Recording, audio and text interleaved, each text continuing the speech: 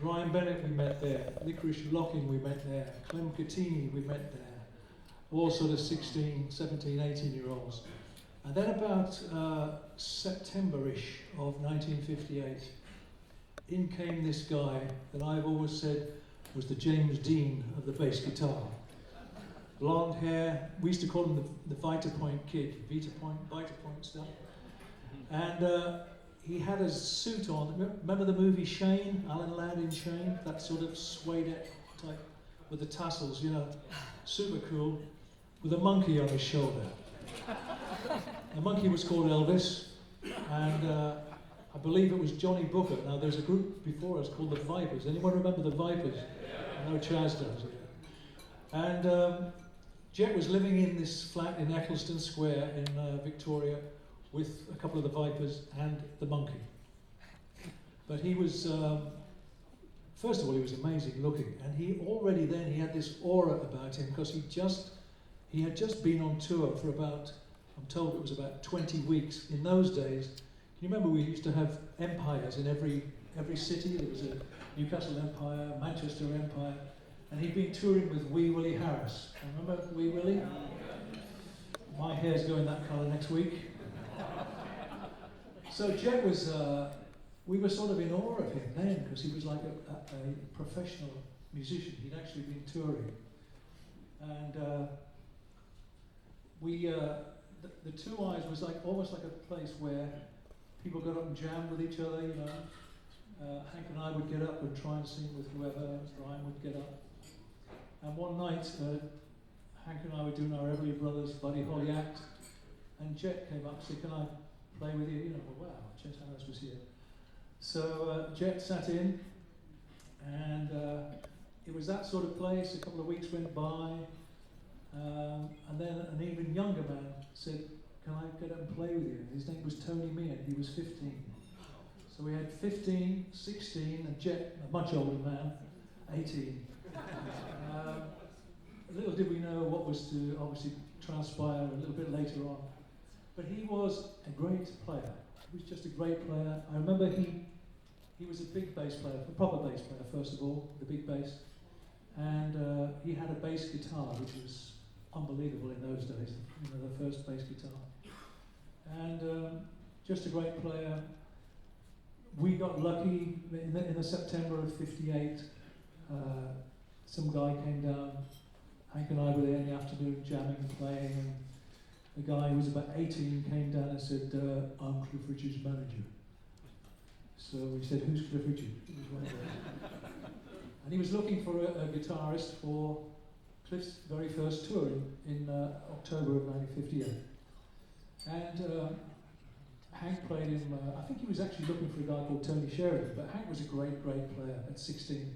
So the biggest thing you could play in those days, if you could play the introduction to That'll Be the Day, you were God. And Hank could do that. So he played that, and the guy said, "Oh, great." He said, "Well, I've got Cliff's doing this 3-week tour, starting in first week of October, with the Kalin twins, who had a record called When." This is before your time, I could see you. Some of you lost the will to live already. Anyway, so Hank said, "Well, I'll do it." He said, "if my mate can come along on the tour." So that was me. We went out of the Two Eyes, we went into Dean Street, up a flight of stairs, and there he was. Practicing for later in life, he was like this. He was having his famous pink jacket made at tailor's. So we got the gig for the tour, and on the tour there was another Everly Brothers double act called the Most Brothers. Do you remember Mickey Most?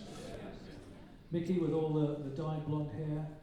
So, and playing for the Most Brothers was Jet Harris. So we had 3 blonde bombshells on the tour. I don't know why everyone dyed. Marty, why did everyone dye their hair blonde in those days? Anyway, so we listened to Jet playing behind the Most Brothers on the tour.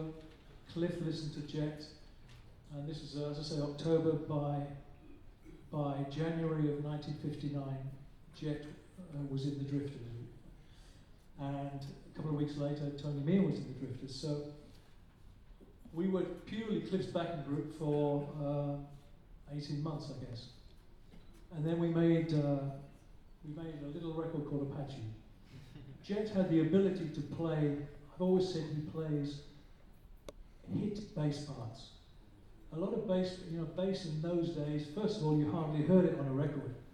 And a lot of it was like boom, boom, boom, boom, that sort of bass, the old big bass.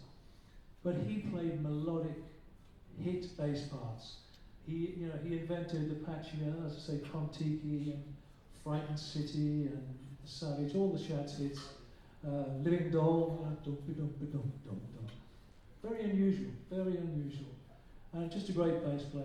And great memories of him. They're obviously the very early memories.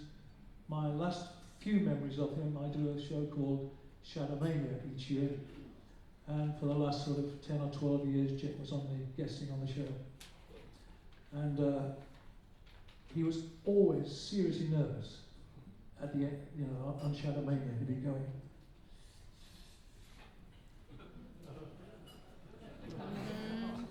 Walking up and down, with his fag on and the bass, he's just about to go on. He said, it's nerves. I said, Jet, they love you out there. And they did love him. We all know he went to hell and back and came out of it, stopped drinking, came out of it many years later. And the Shads fans and the Cliff fans loved him for that and appreciated him for that. And he was a very funny guy. He used to take the piss out of himself all the time.